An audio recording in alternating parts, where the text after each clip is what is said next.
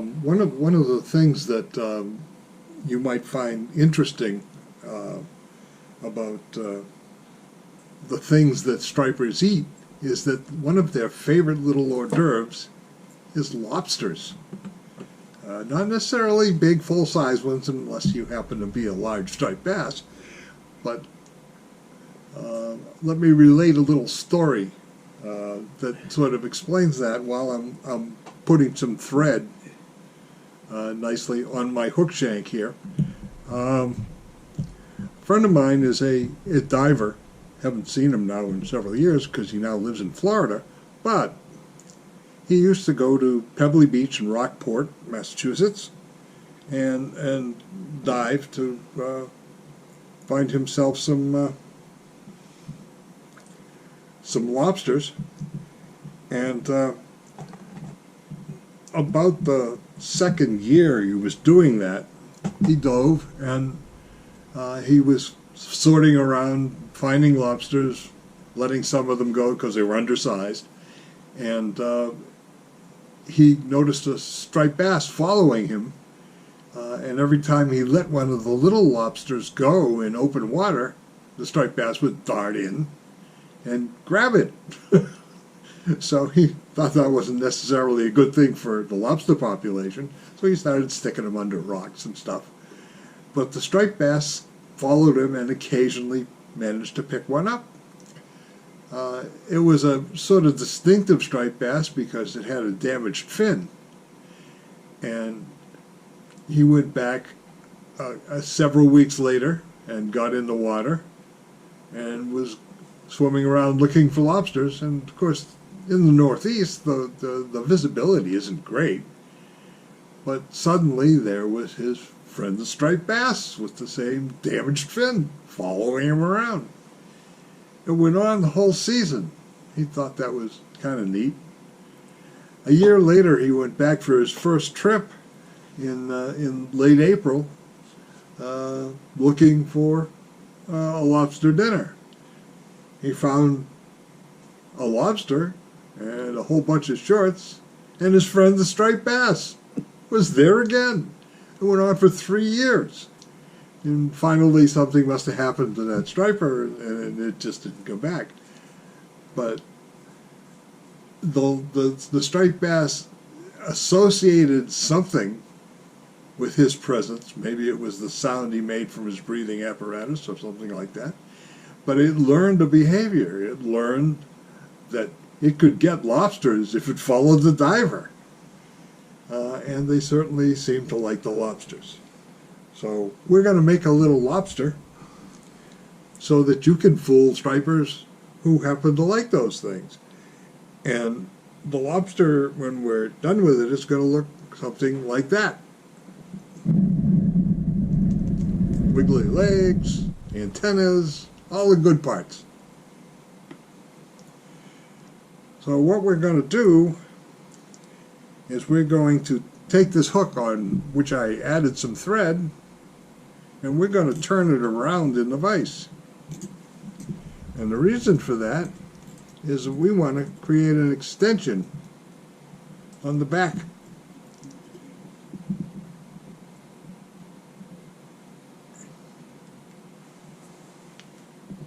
In fact, it might be easier for you to see if I don't do that. Let's just take this piece of braided monofilament, which I put a loop in. Many of you seen me do this before. It's Cortland braided mono, and I'm just going to make a little extension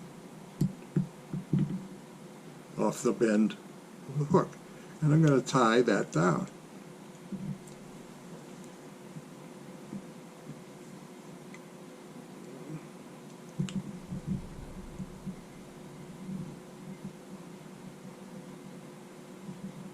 And I've done this so that the loop is flat. And then I'm going to wrap it securely down the length of the hook shank.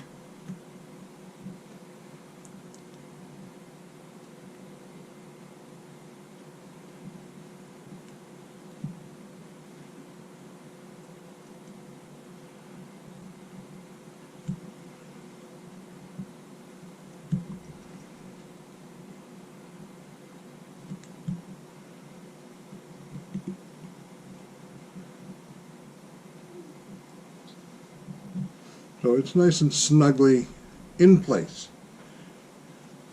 And then I'm going to add a little bit of this Loctite 60-second ultimate glue. Dries very fast, very strong stuff. And we'll be using this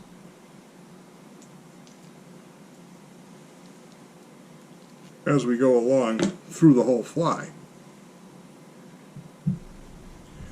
It takes very little time for that to set up.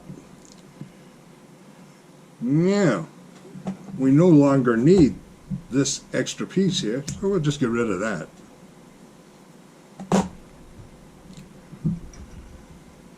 Now, I'm going to half hitch here, and it doesn't matter where on the hook shank you do that. A couple twists around the shank, and done. And then I'm going to take the thread and just lay it alongside, and I'm going to bring it to the base of the loop. And I'm going to wrap there.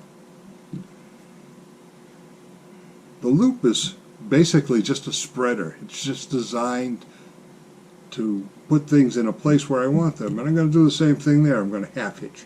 So now I'm tied right here.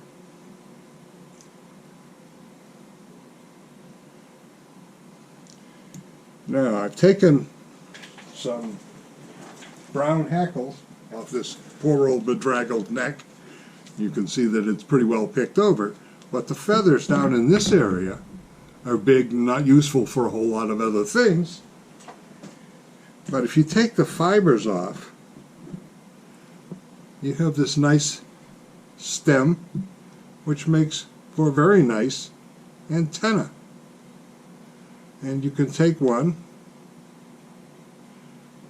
and tie it on one side.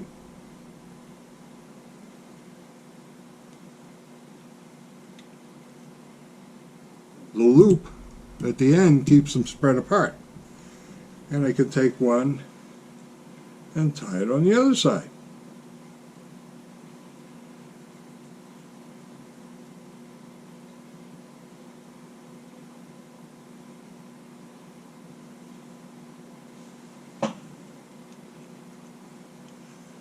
So there I have antennae. And again, we'll do the same thing I did before. Just take a little thread off the spool and make a half hitch. Ding.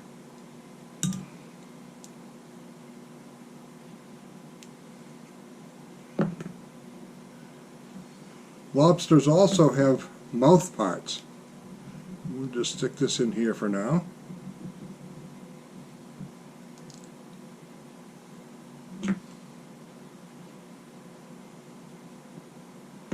And a good way to imitate them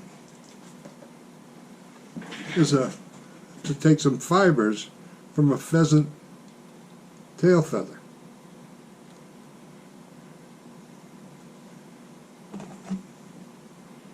Cut a bunch of them off.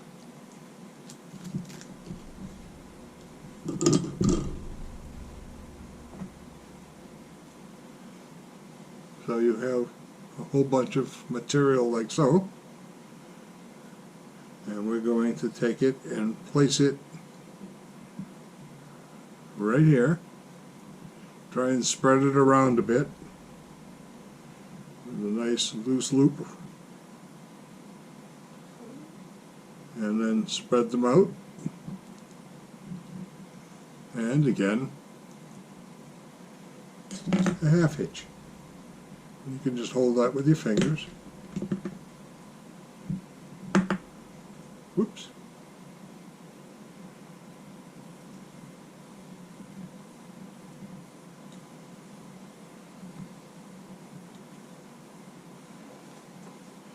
And we'll get a few more for the other side so that we have a nice bunch of material there.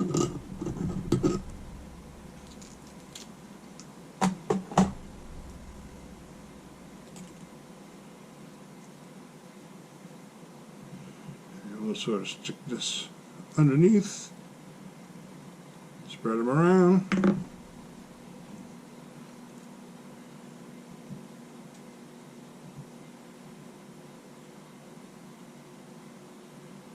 And do the same thing again. So now we have antennae and mouth parts.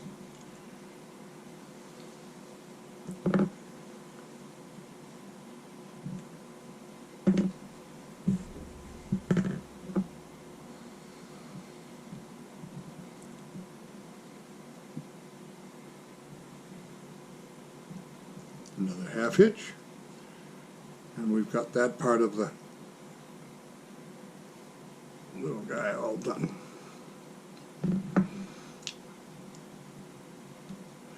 Now the color of the lobster might vary depending on where you are. Whether or not it has claws might vary depending on what part of the world you're in. But I found that this yarn, which you can buy by the skein, so you have enough for lobsters for the rest of your life, is pretty much available in any yarn store. You just kind of hunt through and find a variegated, multicolored piece of material that serves your needs. If you're in the north, you're going to put little lobster. If you're in the south where you have spiny lobsters that have no claws, then you just leave those off. But we're going to tie this yarn on in the same way as what we've done already, nice and securely, right in the back edge of those mouth parts. And then, like we've done every single time, we're going to do, whoops, I never managed to give myself quite enough thread to do this. But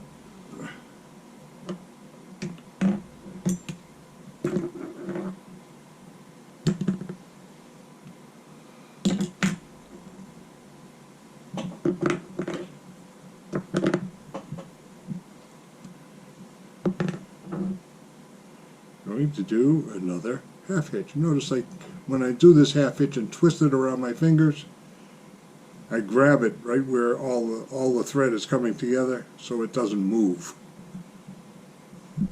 So now I have the yarn tied in, and I'm able to wrap and cover up all of that base stuff, so you don't really need to do anything about taking it off. And as I set the bobbin down, I leave myself some slack.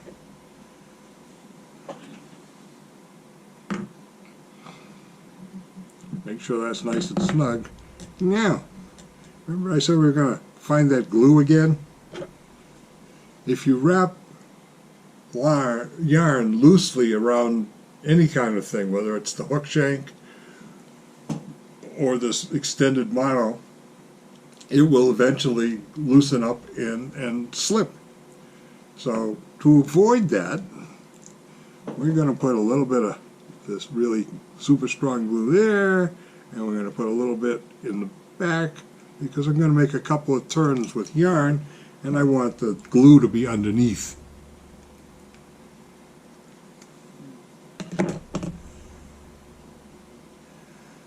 So take the yarn,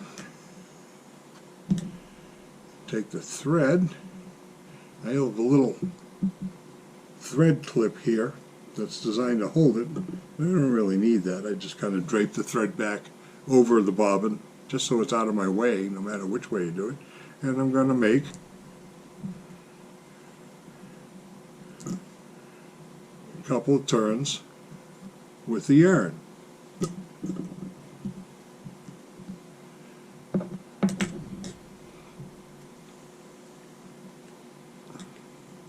The beginning of the body of the lobster, actually the head end. And I'm going to make a couple more turns, 4 or 5, with the thread, and yet another half hitch. So if you're not used to making half hitches with one hand, which obviously I don't do a lot of either, you will be very good at it by the time you finish doing all of this. Now, that's all pretty well stuck, and it's not going anywhere. But we don't want this to get in our way, so I'm going to hang that back here on the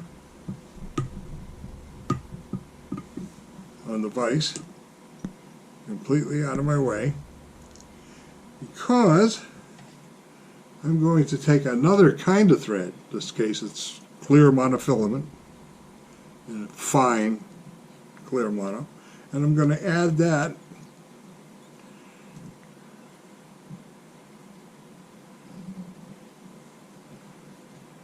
right where I have my white heavier thread tied on. And I'm only going to use that for one step. So I get rid of my excess.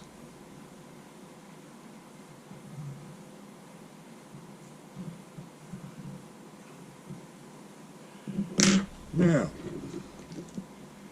you can buy little plastic eyes. In this case, they're molded on a little tree, like models from like parts for a model airplane or something like that. And when you cut them off, you get this little barbell.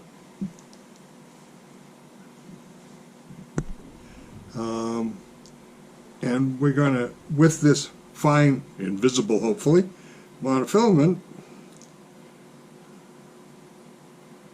we're going to place these eyes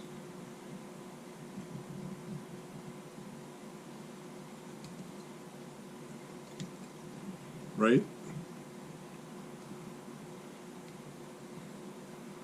on top of the yarn. Position them as carefully as you can and make several wraps to hold them in place. This clear thread will disappear in several ways as we go forward, but you're just going to put that on there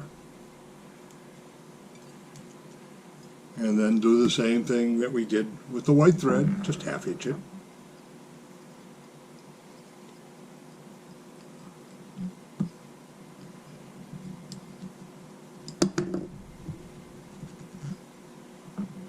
Before I cut that off, I'm going to take some of this really strong glue and I'm going to put a little dab of that right there.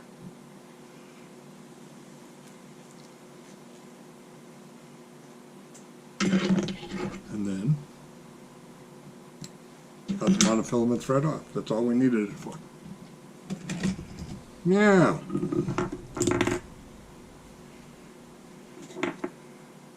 the white thread's going to come back into use here.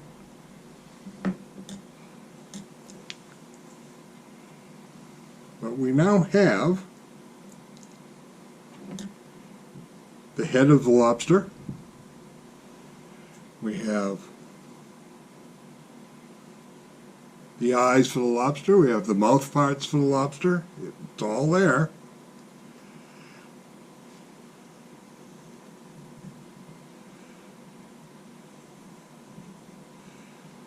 You can decide at this point whether you want this lobster to be a right side up thing or an upside down thing. The ones that I've tied in advance, I made upside down so that they could travel very neatly over the bottom and you could just drag them. But sometimes lobsters are free swimming, so there is an option. You can make this lobster with the hook point down to use it as a swimming attraction as well. Had I designed this to fish on the bottom, this would have been flipped over, upside down. as you can see. Hook point down, hook point up. Now, if you're in the Northeast, your lobster, as we said already, is going to have claws.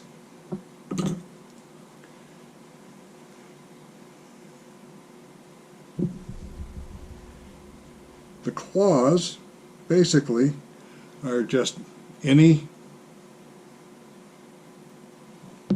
small bird, body feather. I prefer ones that are well marked, and you're going to just tie these in on the sides with curve outward so that the claw stands out away from the body.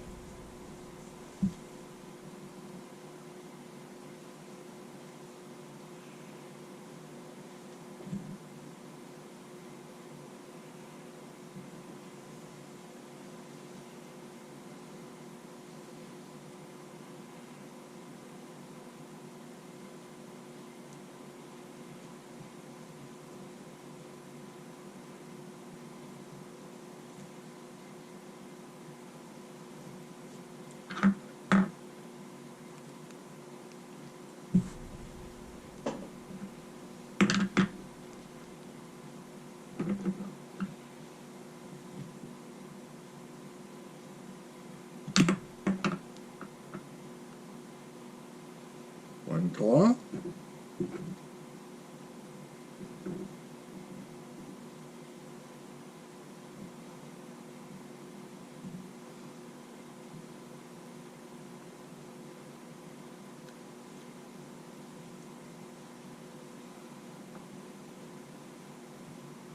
Two claws.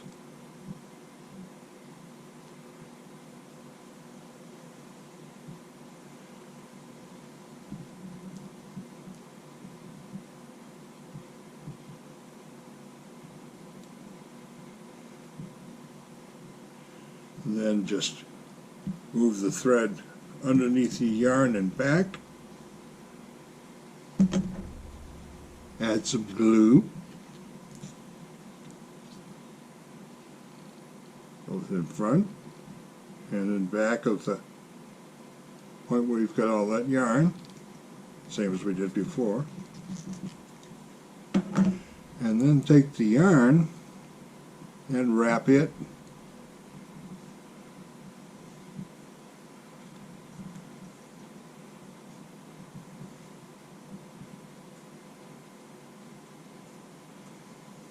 back here, and we're now right at the edge of the hook shank. I'm going to take the thread and pass it over the hook. Take the hook right out of the vise, turn it around. The thread is doing a specific job now. It's holding, and you're wrapping in the reverse because you've turned the flyer on. So instead of wrapping away from myself, for this one step I have to wrap towards myself. Then I can come under the fly and catch the wraps like that. So now I have feelers, mouth parts, claws, eyes, all the good stuff. But what I don't need is feelers that are quite so long. And I don't need the little ends on them, so I just cut the ends off. Throw that stuff away. Now,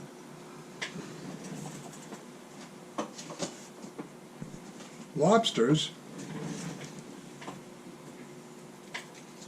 tend not to spin. They're either right side up or upside down. When a lobster is swimming and frightened, it always jets itself backwards because it can bend its tail in a swimming motion. Creates a lot of movement.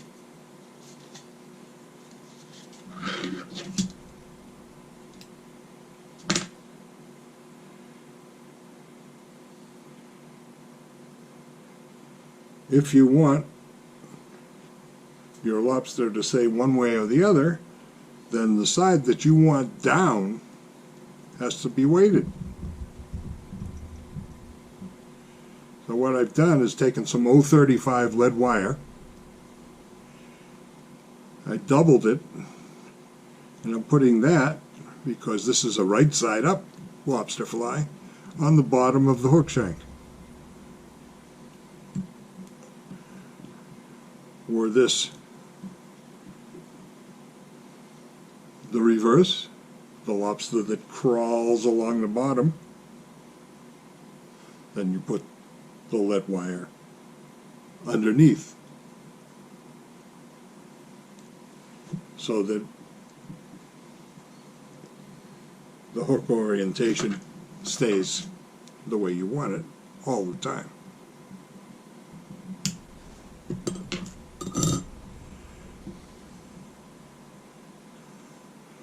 Now, lobsters have tails, and the tail is essentially the same as the claws.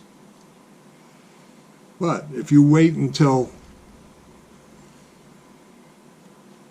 the very end to attempt to tie in your tail, you're not going to have any place to put it. So at this point, before we finish doing anything with the yarn, we're going to take one of these feathers and we're going to place it under the eye of the hook.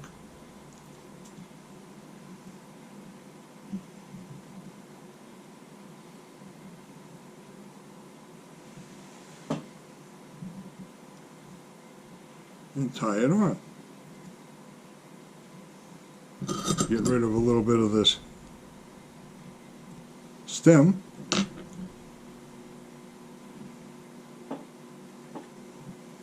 Now we have everything in place to finish the fly. However, when we get up to here and we start wrapping the thread at the end of this piece of yarn, you're going to see the white thread, because it'll then be on the surface of the yarn. So, yes, another half hitch. But this time, anywhere along the hook shank, snug it up nice and tight, and cut it off. Remember that fine monofilament that we put away? Well, we're going to take it and we're going to attach it right here at the eye of the hook.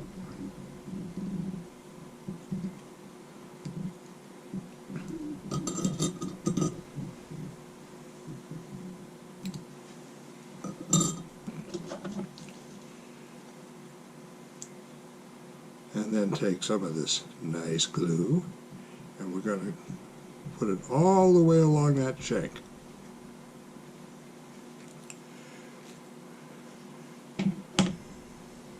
Then take the yarn and wrap it nice and snugly down the shank of the hook, right over that glue until we get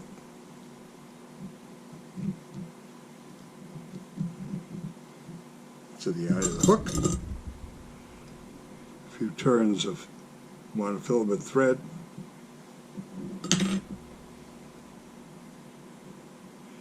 And then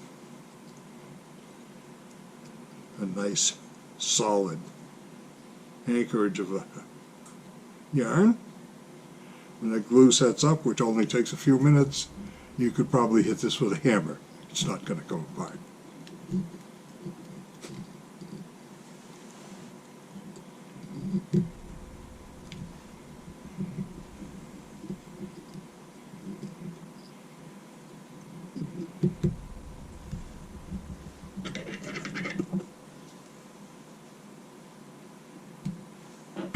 And then look around for loose bits of material. You have a decision to make after you've done this. You can leave all these feathers alone, or perhaps square up the tail like that. Much more lobster-like. you can make, you could have made those claws out of almost anything.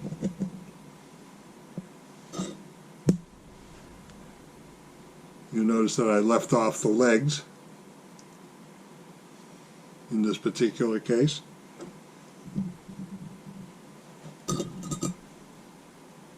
Well, there was a reason for that. Because I still have, I find, I don't know.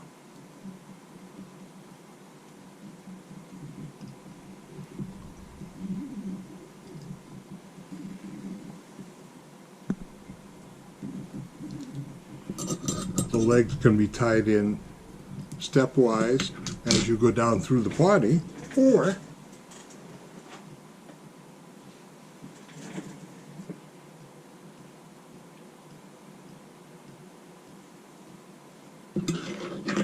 you can take these lovely little rubber legs, and notice the great care taken in getting matching colors. And you can put them in afterwards, wrapping them around the thread, pulling them down into place, spreading them out like that, a little bit of figure 8,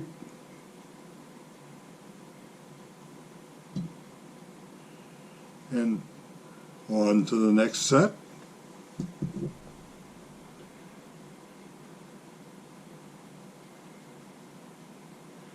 Some of you club members will read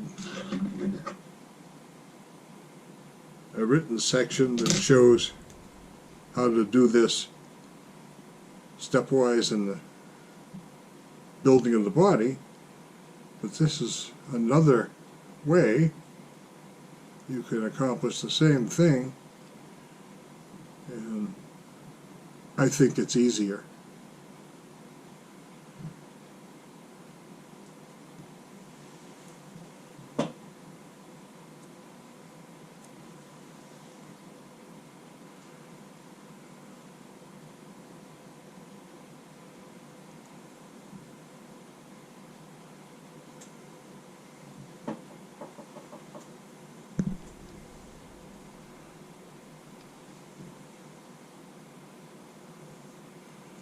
And that's really enough of them. I'll just finish that off.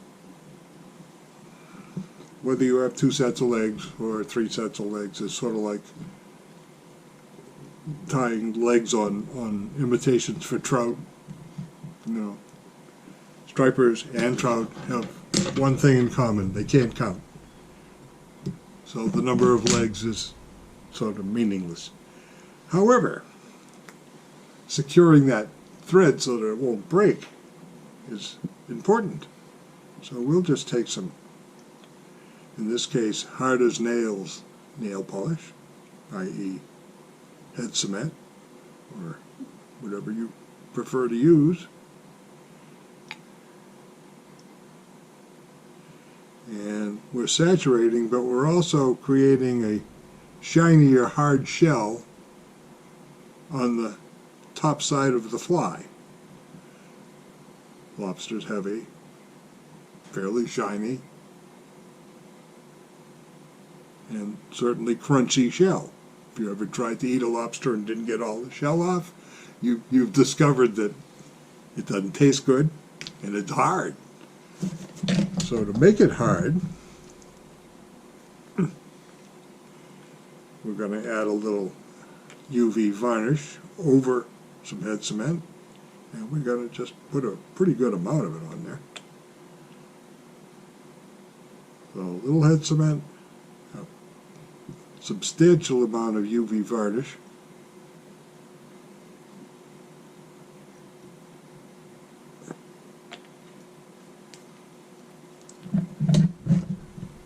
a little bit of light.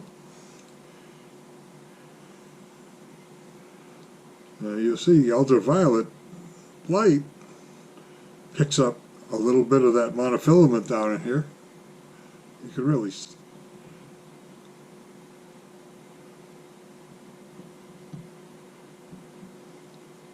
makes the back of the lobster look kind of blue.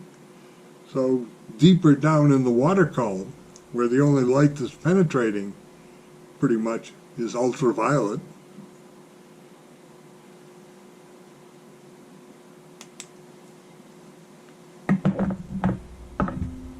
there's going to be something that shows up. Then another coat of head cement.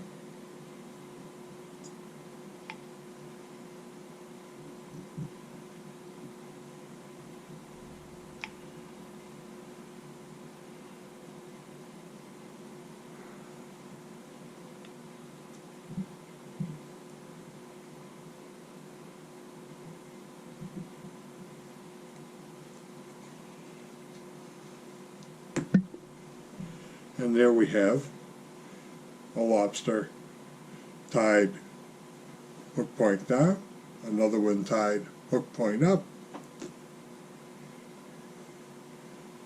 all similar. And if you care to, you can take some of that loop-to-loop monofilament and you could actually make two separate parts. The head end of the lobster and the body end of the lobster as separate flexible parts. Lots of options.